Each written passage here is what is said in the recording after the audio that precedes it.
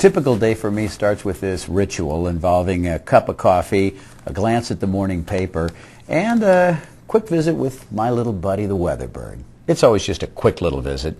Actually, he's kind of a smart aleck. Sharp dresser, too, at least most of the time. And he's always got some quip about the news of the day. Well, if you're also a morning bird watcher, then you're a part of a St. Louis tradition that stretches back to 1901, the first year our feathered friend appeared in the pages of the Post-Dispatch. I recently went down to the Post to visit Dan Martin, the current brain behind the bird. So this is the Weatherbird roost? This is Weatherbird Central, yeah. Weatherbird Central. This is where you draw every day, for at least 7 Weatherbirds every week. Right, I'm responsible for at least 7 every week, yes. And you've been doing this since 1986. Which is how many birds about? Over 6,000. You've drawn over 6,000 Weatherbirds. Yes. That's a lot of birds. Do you dream feathers, about birds at night? Nightmares sometimes, but I try not to work at home. How many artists in all have done the Weatherbird? Well, there's been 6 of us, and 3 have been named Martin. Just an odd coincidence, but I am aware of the burden of this job. But the burden? I try not to let it wear on me too much. And it's the oldest continually drawn daily comic strip in American journalism. You get to know the bird. You start getting into the personality, the spirit, the soul. It took a few years, but after a while, you think of him as actually another person, and you're acting through him. And he's sort of a cheeky little guy that's a smart aleck. And if you could sort of reflect that in the drawing, the readers like that. How do you come up with 7 Weatherbird ideas a week?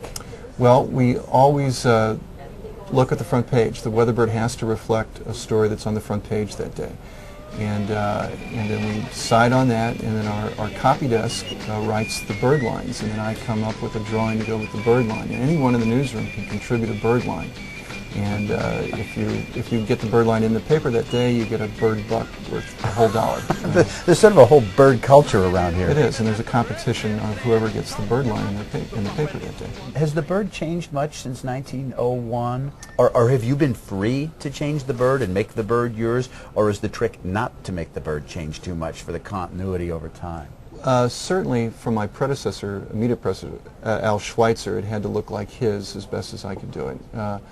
But there has been an evolution. He had a lot more feathers to start with, and now he's become a lot more human. And he can dress and really look any way he wants. I'm just limited by imagination and Bible laws. I like the way you describe him as cheeky, though. He's cheeky. So he's kind of got sort of an attitude. Right. Actually, that's the way Harry Martin described his creation in 1901. He thought it was a cheeky little bird, and he thought the readers would like that. I think probably the folks who are watching Living St. Louis would love to see you draw a Weatherbird. Sure. Could you draw us a Weatherbird right now? Certainly. Okay. You know, Patrick, I usually start off with 2 big circles like this. And then he can wear or do anything he wants, but I really like him stuck about 1927. Likes to wear big straw boater hats. He started off as a little baby blackbird, so he has all these crazy cross-hatched feathers that have been there for over 100 years. And he has these little short pants, and he has these little Alaka walking stick legs that he's had for 100 years, and usually big patent leather shoes.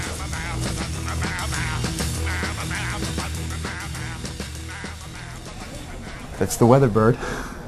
Dan Martin, thank you very much, and see you in the funny papers. Thank you, Patrick.